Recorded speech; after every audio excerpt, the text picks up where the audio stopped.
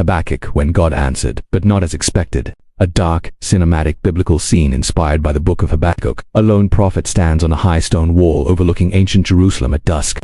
His face shows deep anguish and moral burden, eyes lifted toward a storm-filled sky as if questioning heaven.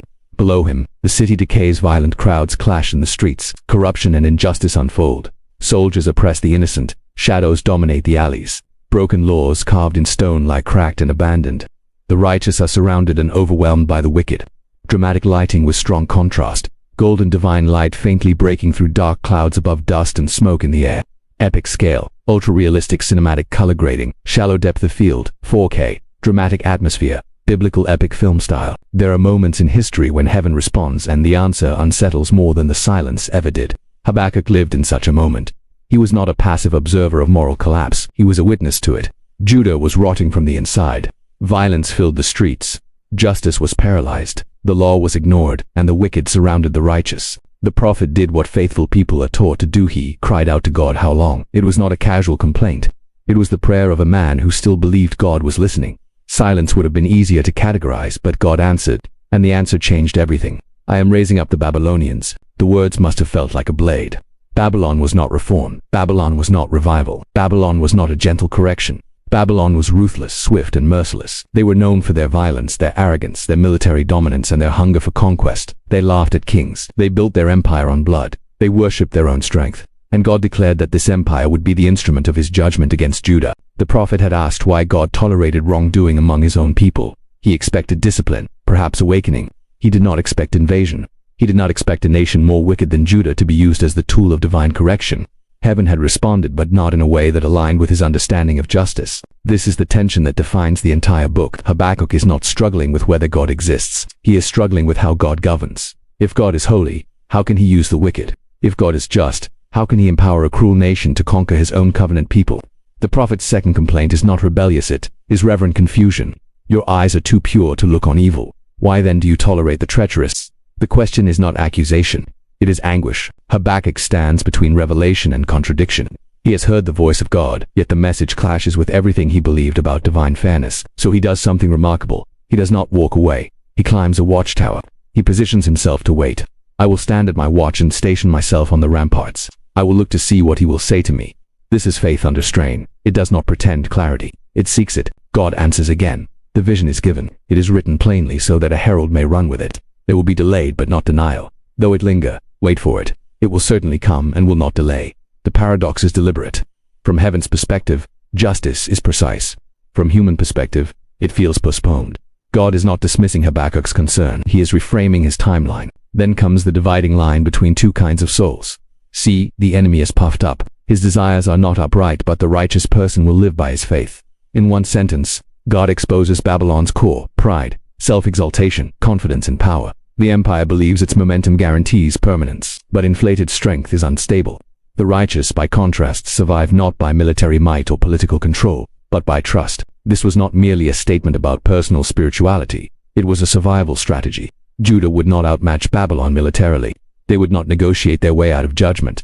Their only path through the coming storm would be faith, not blind optimism, not denial of reality. Faith anchored in the character of God even when his methods were incomprehensible. God then pronounces 5 woes against Babylon. The conqueror who plundered would be plundered. The one who built cities with blood would face exposure.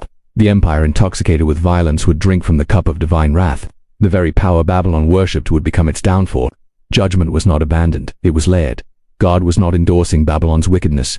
He was appointing a season for it and setting a boundary it could not cross. This is the part of the answer that Habakkuk could not see at first. God's sovereignty operates on levels beyond immediate events. Babylon was a tool, not the final authority. Judah's discipline did not cancel God's covenant. History was moving, but it was not out of control. The statement that interrupts the unfolding warnings is one of the most expansive declarations in Scripture. For the earth will be filled with the knowledge of the glory of the Lord as the waters cover the sea. In the shadow of invasion, God speaks of global glory. In the context of collapse, he speaks of ultimate fullness. The present crisis is not the final chapter. The story extends beyond exile, beyond empire, beyond immediate suffering. Habakkuk receives this answer. It does not remove the coming devastation. It does not guarantee comfort, but it reveals scale. Babylon is temporary. Glory is permanent. Pride swells and bursts. Faith endures.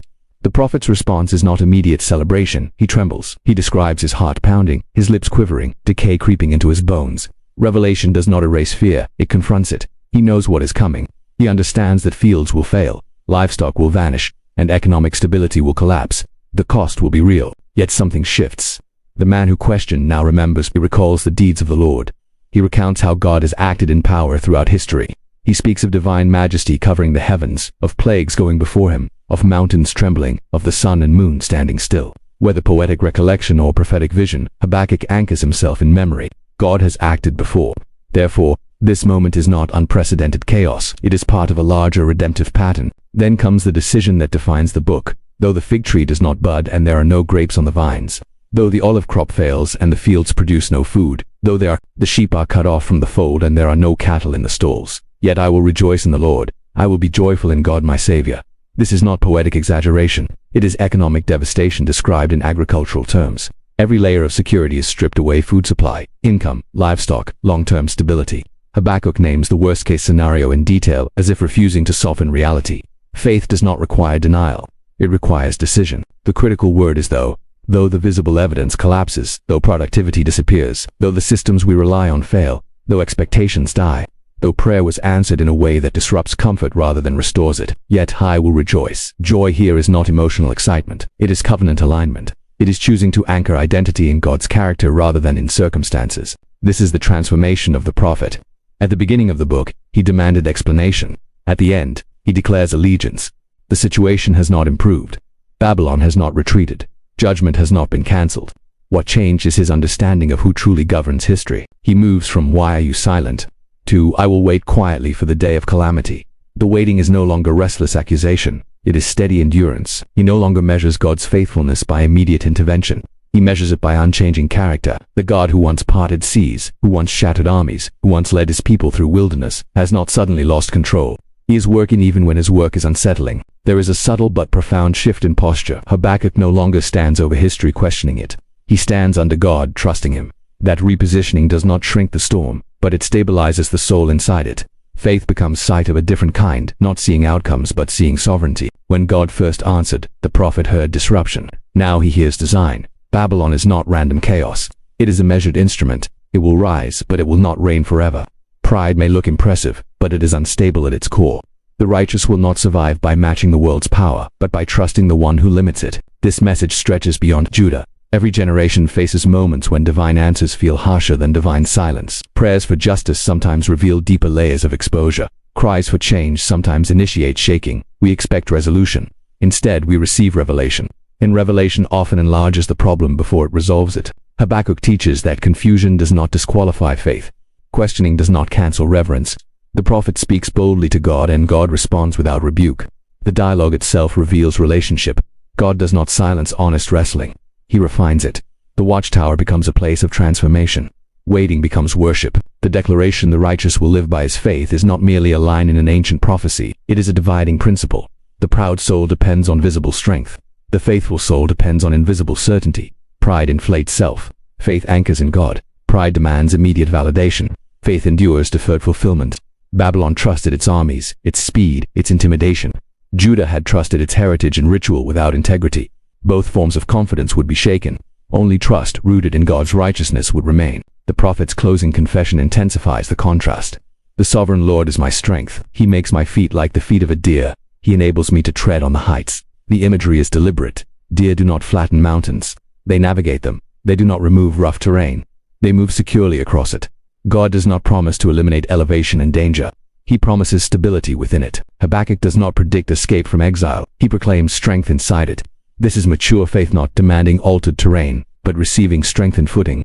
The heights he speaks of are not comfortable plains. They are precarious places requiring balance and alertness. Yet he declares confidence. The book closes with a musical instruction for the director of music on my stringed instruments. The entire journey from protest to praise was meant to be sung. The struggle was not hidden. The questions were not edited out. They were preserved for worship. The community would sing the words of a man who once challenged heaven. What doubts transformed into doxology becomes collective testimony. God answered Habakkuk, not with immediate rescue, not with simplified justice, not with gentle reassurance. He answered with scale, with sovereignty, with a timeline larger than one lifetime. He answered with revelation that required trust, and that is the heart of the message.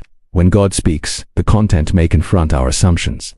His purposes may unfold beyond our preferred methods. His justice may operate on layers we cannot initially perceive, but his character remains steady. Habakkuk began by asking, "How long?" He ended by saying, "Yet I will rejoice." The distance between those two statements is the journey of faith under pressure. It is the movement from demanding clarity to choosing confidence, from needing control to embracing surrender, from measuring God by circumstances to measuring circumstances by God. History would continue. Babylon would indeed invade, Jerusalem would fall, exile would stretch across years, yet Babylon itself would one day collapse, just as God declared. Empires rise, boast, and disappear. But the word spoken to a trembling prophet remains. When God answers but not as expected, the question is not whether we will understand immediately.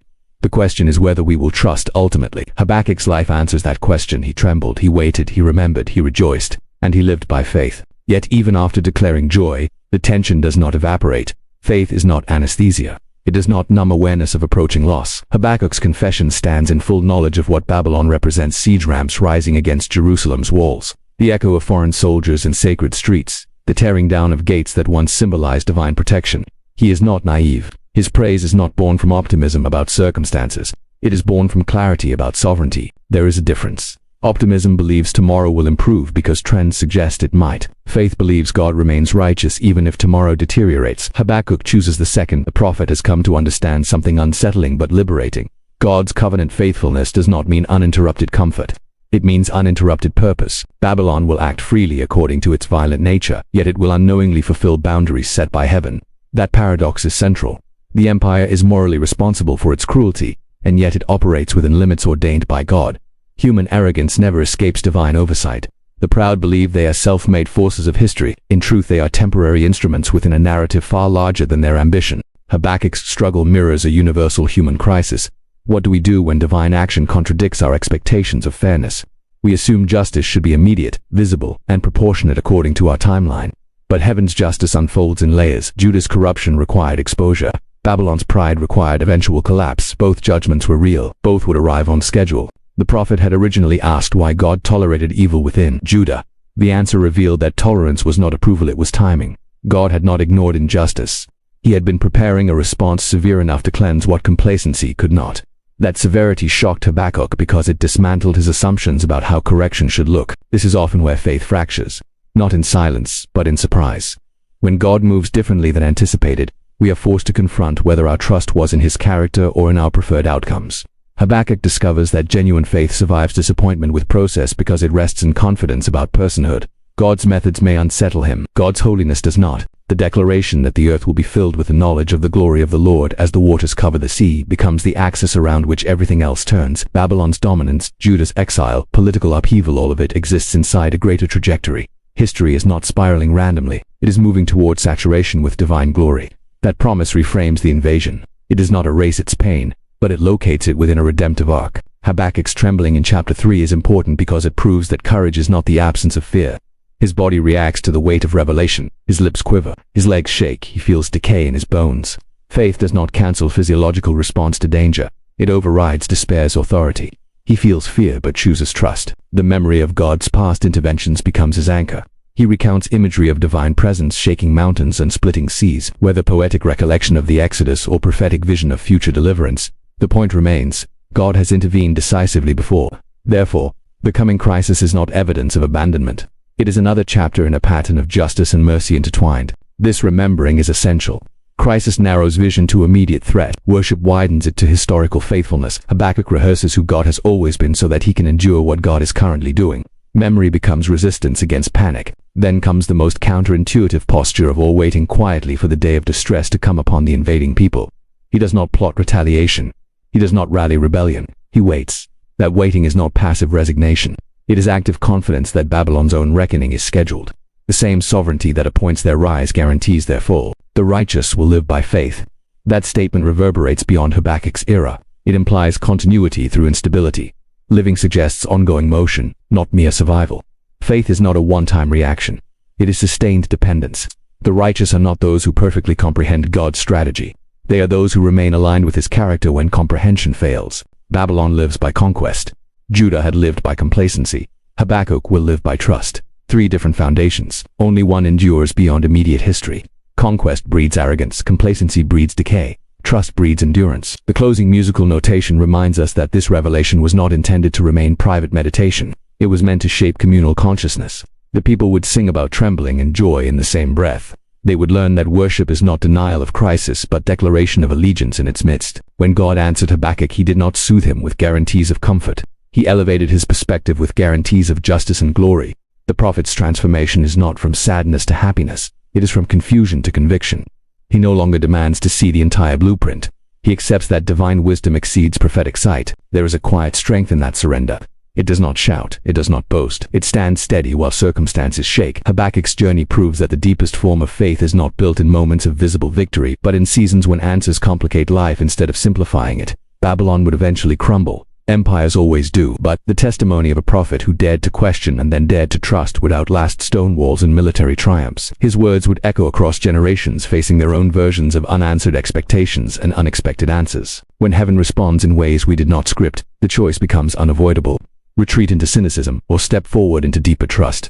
Habakkuk stepped forward not because he understood everything, but because he understood enough. God is holy. God is sovereign. God's timeline is precise. Pride will not prevail forever. Glory will fill the earth. And so he sings not because the fields are full, but because God is faithful. Not because the future looks stable, but because the foundation beneath it is unshaken. The answer was not what he expected, but it was sufficient. And in that sufficiency, he lived by faith. What makes Habakkuk's story so piercing is not merely that God answered unexpectedly, but that the answer required the prophet to release his demand for symmetry.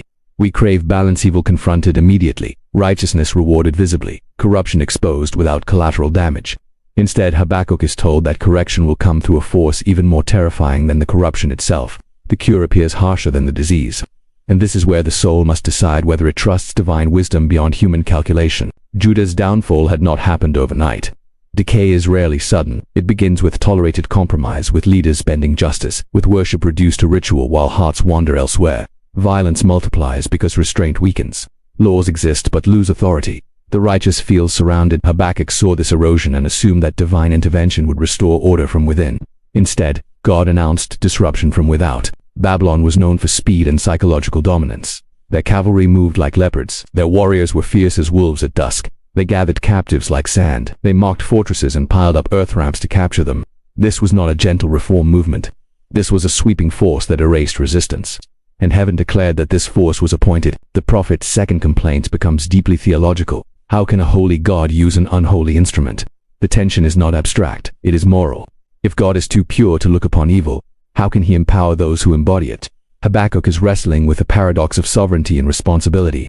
Babylon acts freely, driven by its own arrogance. Yet God incorporates that freedom into his purposes without endorsing its wickedness. This is one of the most difficult truths in Scripture. God can use what he does not approve to accomplish what he has decreed. Divine sovereignty does not require moral partnership with evil. It requires ultimate authority over it. Babylon believes its victories are self-made achievements. In reality, its rise is permitted and limited. The empire mistakes permission for endorsement. Pride always does. Habakkuk stations himself on the watchtower not only to hear an answer, but to brace himself for correction. I will look to see what he will say to me, and what answer I am to give to this complaint. There is humility in that posture.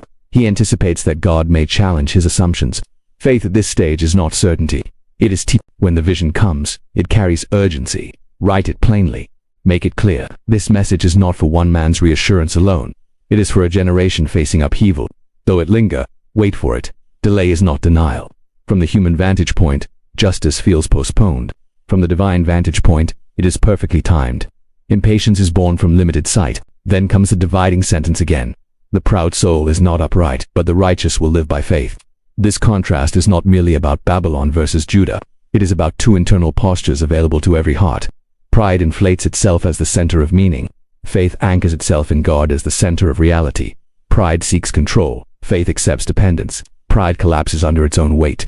Faith endures pressure because it leans on something unbreakable. God does not leave Babylon unaddressed. The five woes reveal a moral architecture beneath history. Plunderers will be plundered. Those who build security through exploitation will find their fortresses exposed. Those who construct cities through bloodshed will discover that injustice leaves structural cracks. Violence contains seeds of reversal. The cup handed to others will be handed back. The timing, however, remains God's. Judah will experience discipline before Babylon experiences downfall. That order unsettles the prophet. It challenges simplistic views of fairness, yet it reveals a deeper truth. Being chosen does not exempt from correction. Covenant relationship increases accountability. God disciplines his own not because he rejects them, but because he refuses to let corruption define them. Habakkuk's prayer in chapter 3 transforms theology into worship. He asks God to renew his deeds in their day, to remember mercy and wrath. That phrase alone reveals the prophet's growth. He no longer questions whether wrath is justified. He asks that mercy be woven through it. His prayer shifts from protest to participation. He aligns himself with God's redemptive intent. The imagery of God marching through the earth, shaking mountains and scattering nations, portrays a Lord who is not passive. Creation responds to his presence. History bends at his movement. The same God who once delivered Israel from Egypt remains active. The exile to come is not evidence that God has withdrawn. It is evidence that he is still governing. Habakkuk trembles at this realization. Awareness of divine magnitude overwhelms him, but trembling becomes the gateway to trust. Fear of circumstances is replaced by reverence for sovereignty. The greater vision of God shrinks the apparent invincibility of Babylon. Empires may terrify, but they are not eternal. Then comes the declaration that defines resilience. Even if the fig tree fails, even if vines bear no fruit, even if olive crops collapse and livestock vanish, yet I will rejoice. The prophet names agricultural collapse because it represents total economic ruin. He imagines the worst-case scenario in detail and places joy beyond it. Not superficial happiness, covenantal joy rooted in God himself. The sovereign Lord is my strength. This confession replaces national security with divine sufficiency. Military defenses will fall, political structures will crumble, but strength sourced in God remains accessible.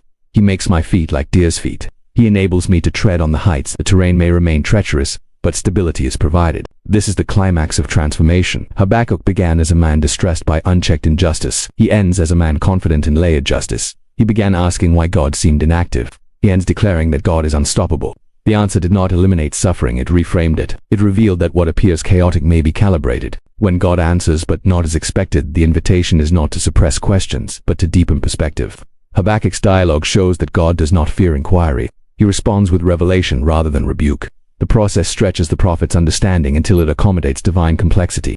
Babylon will rise, Judah will fall. Exile will wound, but glory will spread further than conquest ever could. The earth will be filled with the knowledge of the Lord. That promise stands taller than siege towers. Habakkuk's final words are handed to musicians. His struggle becomes song. His confusion becomes curriculum. Generations will sing about trembling faith that chose joy. They will learn that trust is not dependent on predictable answers. It is sustained by unchanging character. God answered, not gently, not conveniently, but sufficiently. And that sufficiency turned a questioning prophet into a steadfast witness. He did not receive the outcome he expected. He received the revelation he needed.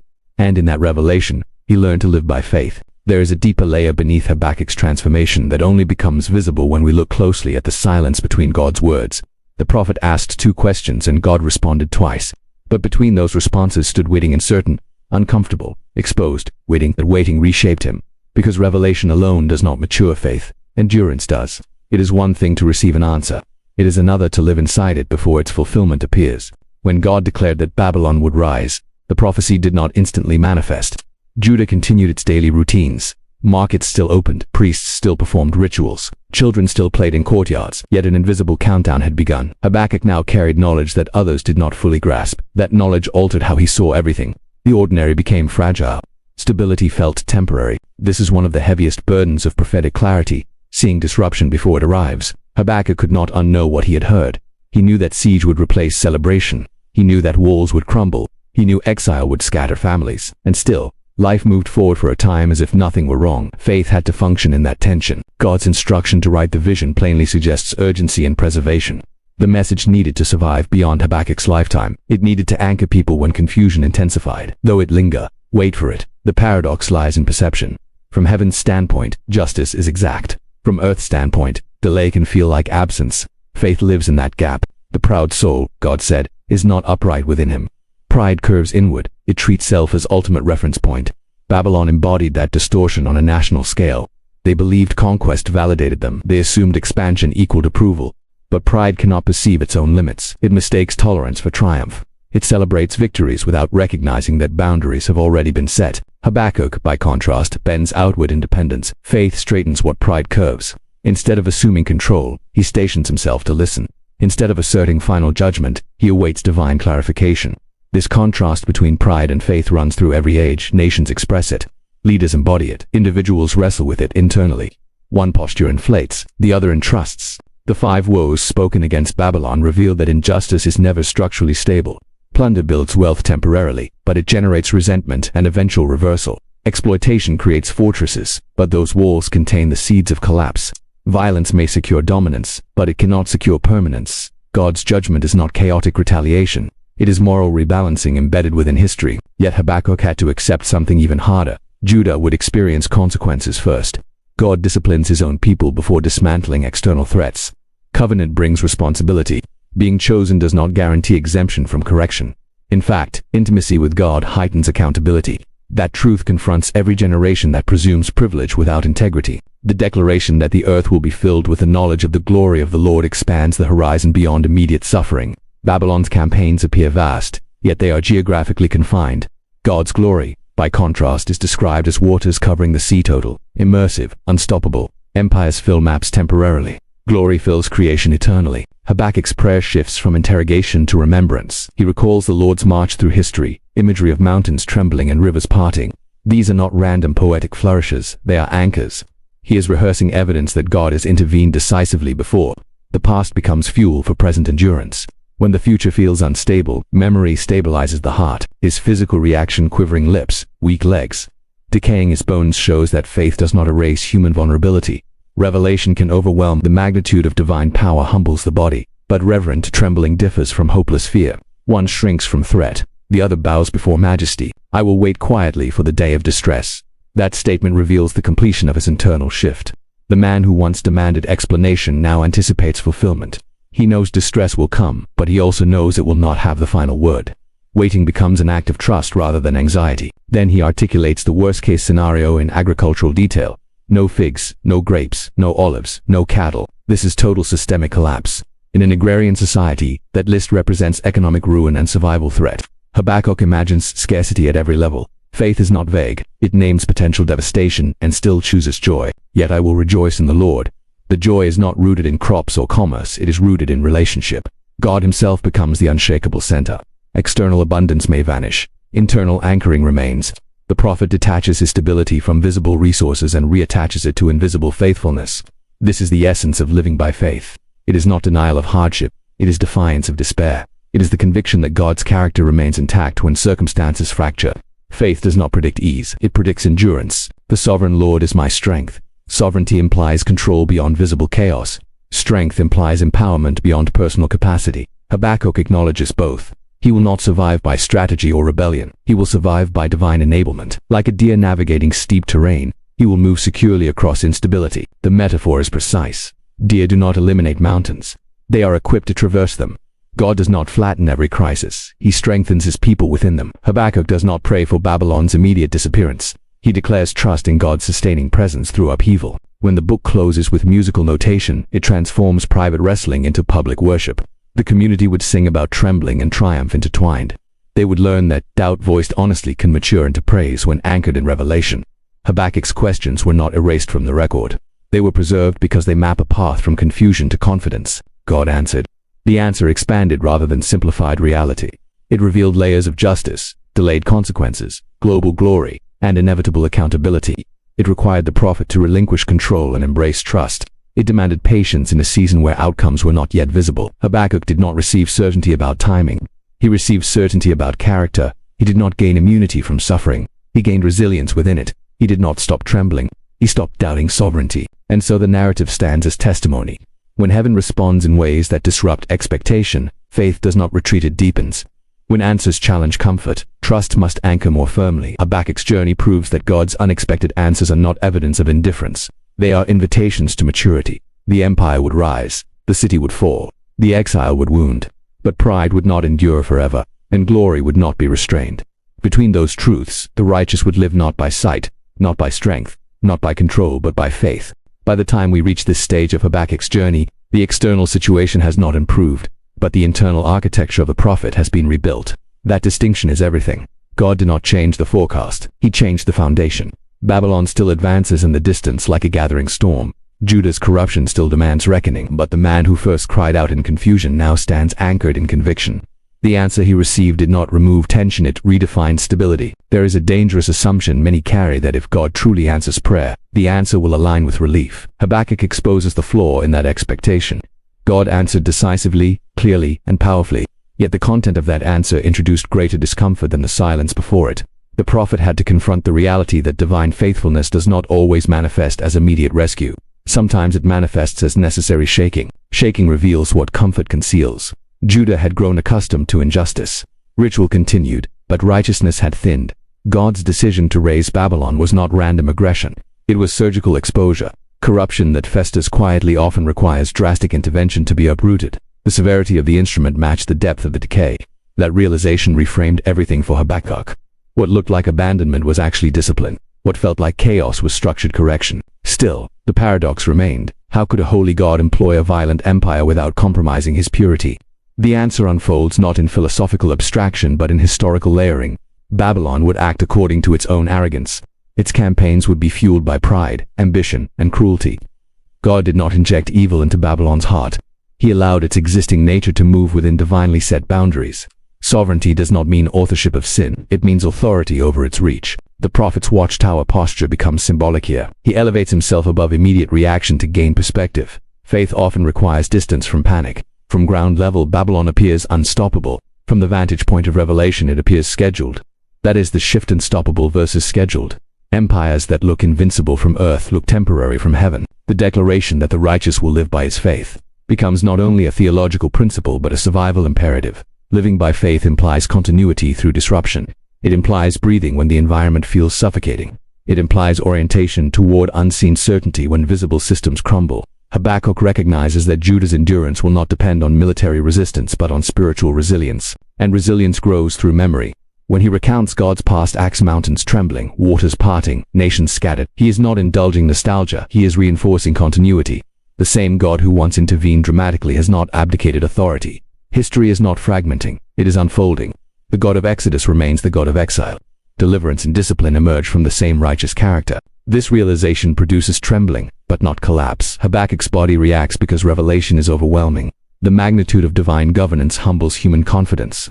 Yet trembling transitions into steadiness. Fear that once questioned God now reveres him. The shift is subtle but decisive.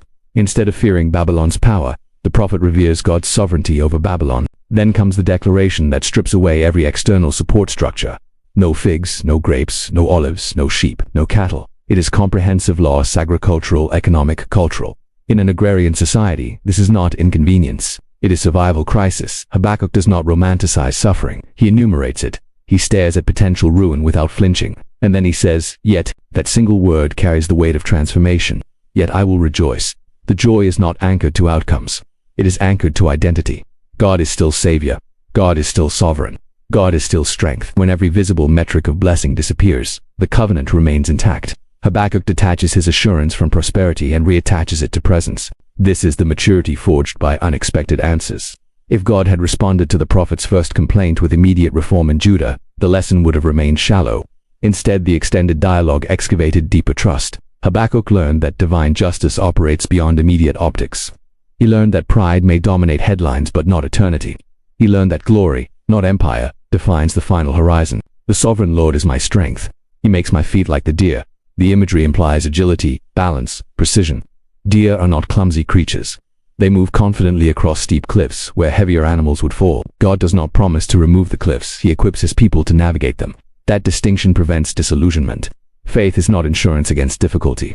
It is empowerment within it. Notice also the upward direction he enables me to tread on the heights. Heights are exposed places. They lack the concealment of valleys. They require courage and clarity. Habakkuk's faith is no longer sheltered in theoretical safety. It stands elevated, visible, tested. The prophet who once asked why now declares he is my strength. The question has not been erased from history, but it has been answered through encounter. When the book concludes with instruction for musical accompaniment, it signals something profound. Struggle belongs in worship. Doubt brought honestly before God can transform into testimony. Habakkuk's confusion did not disqualify him, it deepened him. His questions were not rebellion, they were relational. And God responded with revelation, not rejection. Babylon would eventually conquer Jerusalem. The temple would burn. Exile would scatter families across foreign soil. Yet Babylon itself would later collapse under another empire. The cycle of pride and downfall would continue through generations.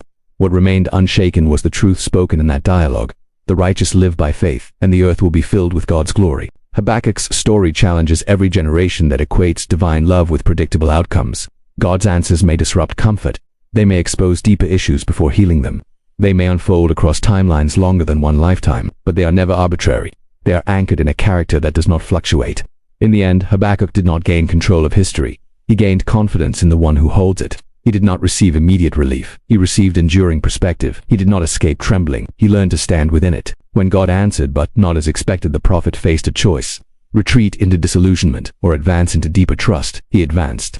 And in doing so, he modeled a faith that outlives empires, survives exile, and sings even when fields are empty. Because stability is not found in the absence of shaking.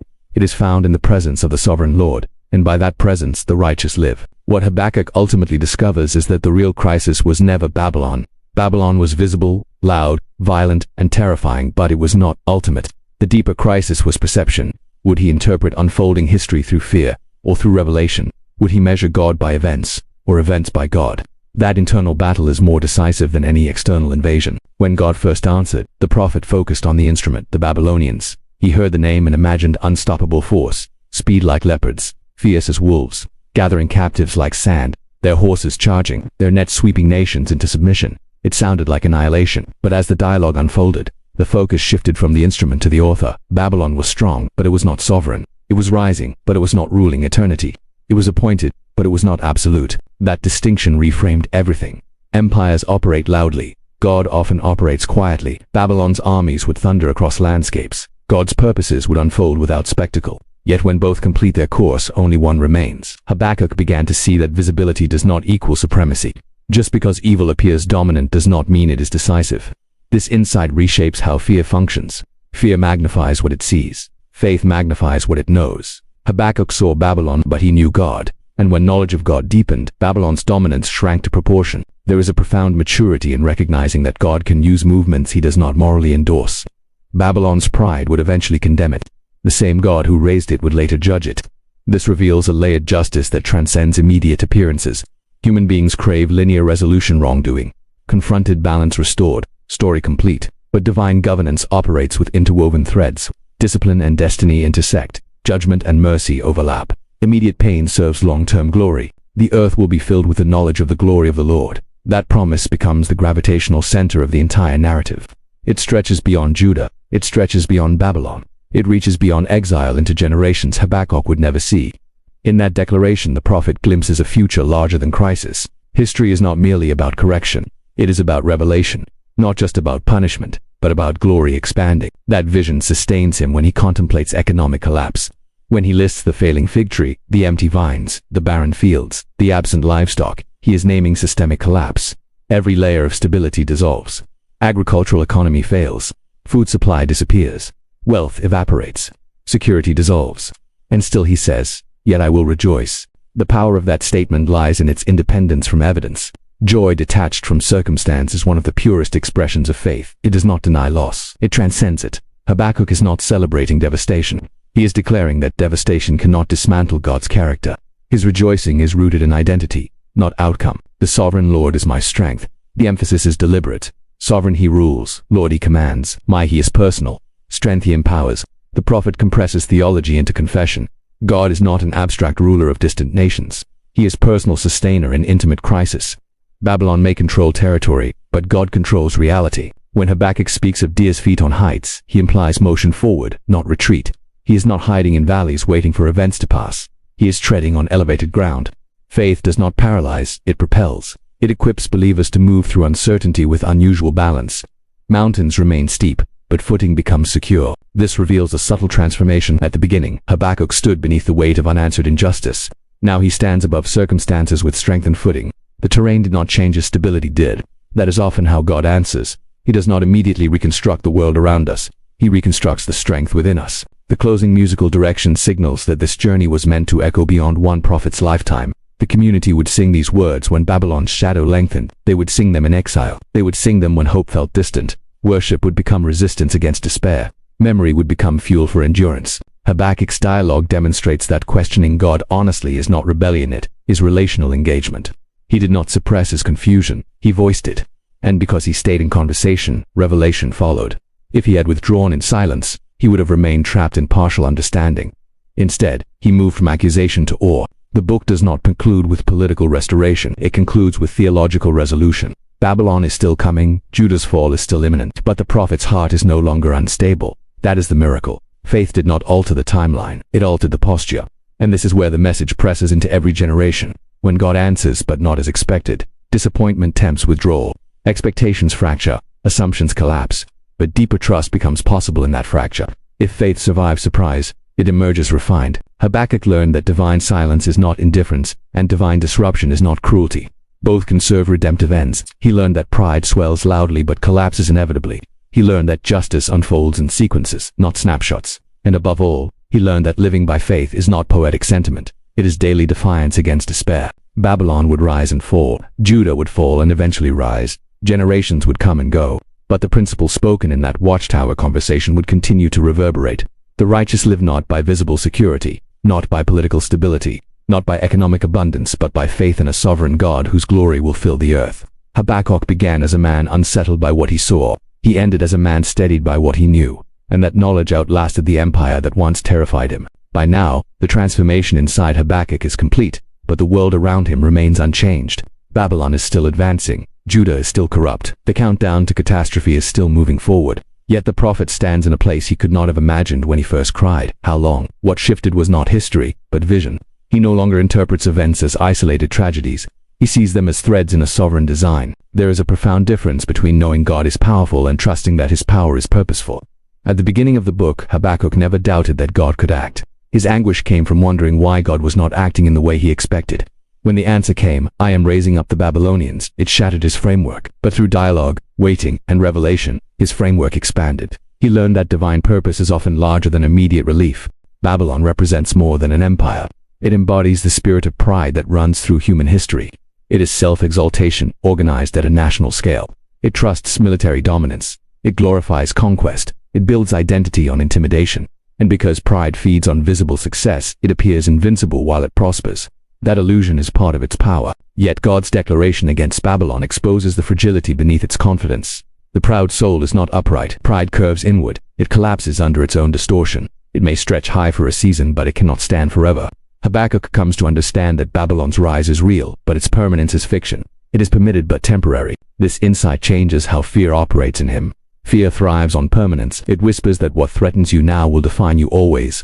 But when Habakkuk hears that the earth will be filled with the knowledge of the glory of the Lord, permanence shifts from empire to eternity. Babylon becomes a chapter, not the conclusion. Exile becomes a passage, not identity. The prophet's final prayer in chapter 3 is not a request for altered circumstances. It is a request for renewed awareness. "Lord, I have heard of your fame.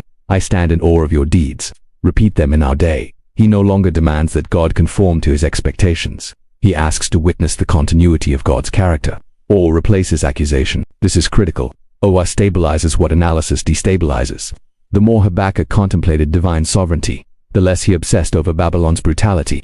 Not because brutality was insignificant, but because sovereignty was ultimate. When God's majesty fills the frame, earthly powers shrink to scale. His physical trembling shows that faith is not stoic detachment. He feels the weight of what is coming. His body reacts to revelation. But trembling transitions into steadiness because reverence is greater than dread. He chooses to wait quietly for the day of distress to come upon the invaders. Even in that line, confidence surfaces. He expects Babylon's reckoning. He knows judgment runs in both directions. Then comes his declaration of radical joy in the face of total loss. The fig tree fails. The vines produce nothing. The olive crop disappoints. The fields yield no food. The flock disappears. The stalls are empty. Every visible support collapses. It is economic devastation, agricultural famine, cultural unraveling. Habakkuk does not soften the scenario. He imagines it fully. And then yet, I will rejoice in the Lord. That yet is the dividing line between despair and faith. It refuses to grant circumstances the final word. It declares that joy rooted in God is stronger than grief rooted in loss. This joy is not denial, it is defiance. It stands in the rubble and proclaims that relationship with God outweighs ruined harvests. The sovereign Lord is my strength. Notice the possessive language, my strength. Babylon may dominate nations, but it cannot sever covenant intimacy. Strength flows not from territory but from trust. Habakkuk has moved from demanding explanations to declaring dependence. His confidence rests not in clarity, but in character. When he says that God makes his feet like a deer's and enables him to tread on the heights, he acknowledges that the terrain remains steep.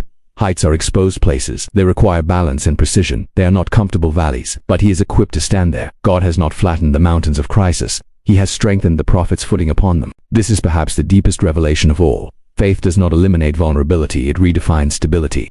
Stability is no longer the absence of trouble. It is the presence of God within trouble. Habakkuk is no longer seeking an escape from history. He is confident within it. And the book closes with music. That detail cannot be overlooked. His struggle becomes song. His dialogue becomes liturgy. The questions he dared to ask become part of communal worship. This means doubt, when brought honestly before God, can mature into testimony that strengthens generations. Habakkuk's story does not end with visible victory. It ends with internal victory. Babylon will come. Jerusalem will fall. Exile will wound, but faith will endure. And eventually, Babylon itself will collapse, proving that pride never has the last word. The prophet who once wrestled with divine silence now stands convinced that God is neither indifferent nor absent. He is active in ways that stretch human understanding. He is just in ways that unfold over time.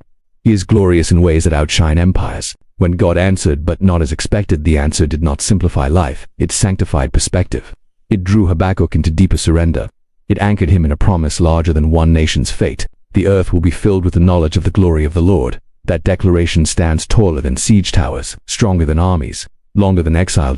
And so Habakkuk stands firm not because he knows every detail of what is coming, but because he knows the one who does. He trembles, he waits, he rejoices, and he lives by faith. And so we arrive at the end not with resolution in history, but with resolution in the heart. Habakkuk's circumstances remain unsettled.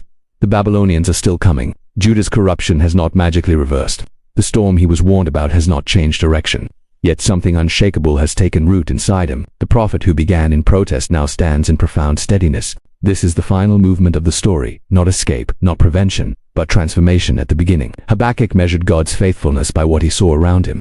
Violence increased. Justice stalled. The wicked prospered. Heaven seemed silent. His questions were urgent and raw. How long? It was the cry of a man who believed God should act and could not understand why he wasn't acting in the way he expected. Then God answered. Not with revival, not with reform, but with Babylon. The answer disrupted every assumption the prophet carried about fairness and timing. God was acting, but in a way that felt more severe than the problem itself. The cure looked more frightening than the disease. And Habakkuk had to wrestle not only with corruption in Judah, but with the complexity of divine governance. Yet through that wrestling a deeper revelation emerged. Babylon was not ultimate. It was instrumental. It was not sovereign, it was scheduled. Its rise was real, but its reign was temporary. The proud soul may swell with confidence, but pride contains its own expiration date. And above the noise of empire came the defining line. The righteous will live by faith. That sentence is the heartbeat of the entire book. It does not promise comfort. It does not guarantee visible victory. It does not eliminate trembling. It defines survival. To live by faith means to root identity in God's character rather than in visible outcomes. It means trusting that justice may unfold in layers beyond immediate perception. It means believing that sovereignty is steady even when circumstances are chaotic. Habakkuk reaches the place where he no longer demands clarity about every step. He accepts that God's ways stretch beyond his comprehension without compromising his holiness. That acceptance does not shrink his mind, it enlarges it. He moves from needing explanation to embracing trust. When he lists the collapse of fig trees, vines, olive crops, sheep and cattle, he imagines total loss. Agricultural ruin in his world meant economic collapse, hunger, instability, and fear. He does not pretend the coming days will be mild. He names the worst-case scenario in vivid detail. And then he declares, "Yet I will rejoice." That word "yet" is the final defiance of despair. It stands against famine. It stands against invasion. It stands against exile. It stands against disappointment with God's methods. Joy, in this context, is not emotional denial. It is covenant loyalty. It is allegiance to the sovereign Lord regardless of visible security. Habakkuk chooses to anchor himself in who God is, not in what is temporarily happening. The sovereign Lord is my strength. That confession closes the circle.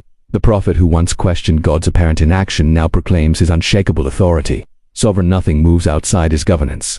Lord, he rules above every empire. He remains personally present in the crisis. Strength, he sustains when everything else collapses. He makes my feet like the feet of a deer. The terrain has not changed. The mountains of uncertainty remain steep. The valleys of exile remain dark. But the prophet is equipped to walk them. God does not always remove the cliff. He strengthens the climber. He does not always silence the storm. He anchors the soul within it. And then music for the director of music. On my stringed instruments, the struggle becomes song. The questions become worship. The trembling becomes testimony. This is not a private diary entry hidden in shame. It is a public declaration meant to be sung by generations. That detail is powerful. It means doubt, honestly processed, can become faith, publicly proclaimed. It means confusion brought before God can mature into communal courage. Habakkuk's journey ends without visible triumph. Babylon will invade. Jerusalem will fall. Exile will wound deeply. Yet Babylon itself will eventually collapse. Pride will not endure forever. And long after both empires are dust, the words spoken in that dialogue will still be alive. The earth will be filled with the knowledge of the glory of the Lord. That promise stands above history. Habakkuk did not receive the outcome he would have chosen.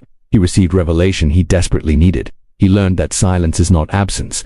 He learned that severity is not cruelty. He learned that delay is not denial. He learned that justice unfolds on a timeline larger than one lifetime. And most of all, he learned that faith is not fragile optimism. It is resilient trust rooted in the unchanging character of God. When God answered but not as expected, the prophet could have retreated into bitterness. He could have withdrawn in disillusionment. Instead, he climbed a watchtower, listened, wrestled, trembled, remembered, and finally rejoiced. That is the legacy of Habakkuk. Not that he understood everything, but that he trusted anyway. Empires rise loudly and fall inevitably. Faith stands quietly and lives eternally. And so the book closes not with resolution of events, but with resolution of allegiance. The righteous will live, not by sight, not by security, not by control, but by faith. If Habakkuk teaches us anything, it is this. Faith is not born in comfort, it is forged in confrontation. The prophet did not start with praise. He started with protests. He did not begin with clarity. He began with confusion. He looked at violence in Judah and asked, "How long?" He heard God's answer about Babylon and asked, "How can this be right?" His journey was not smooth, it was honest, and that honesty is what makes his story powerful. God did not silence his questions, he engaged them. He did not rebuke his wrestling, he expanded his vision. The answers were not easier than the silence, they were heavier. But in that wait, Habakkuk discovered something deeper than explanation. He discovered sovereignty. He learned that God can be working even when heaven seems quiet. He learned that discipline does not cancel covenant. He learned that pride may dominate a season but never eternity. He learned that justice unfolds in layers we cannot always see. And most of all, he learned to live by faith. The fields might fail, the economy might collapse, empires might rise and threaten everything familiar, but the sovereign Lord remains strength. That is where the story leaves us, not with neat resolution, not with political victory, not with immediate relief, but with allegiance. When God answers and the answer unsettles us, will we retreat? Or will we climb the watchtower and wait? When outcomes do not align with expectations, will we measure God by circumstances? Or measure circumstances by God? Habakkuk chose trust. He trembled, he waited, he remembered, he rejoiced, and he lived by faith. If this message challenged you, strengthened you, or shifted your perspective, take a moment to reflect. Faith does not eliminate storms, but it anchors us within them. The righteous still live the same way today, not by sight, not by certainty, not by control, but by trusting the character of a sovereign God whose glory will one day fill the earth. Until the next message, keep watching, keep trusting, keep living by faith.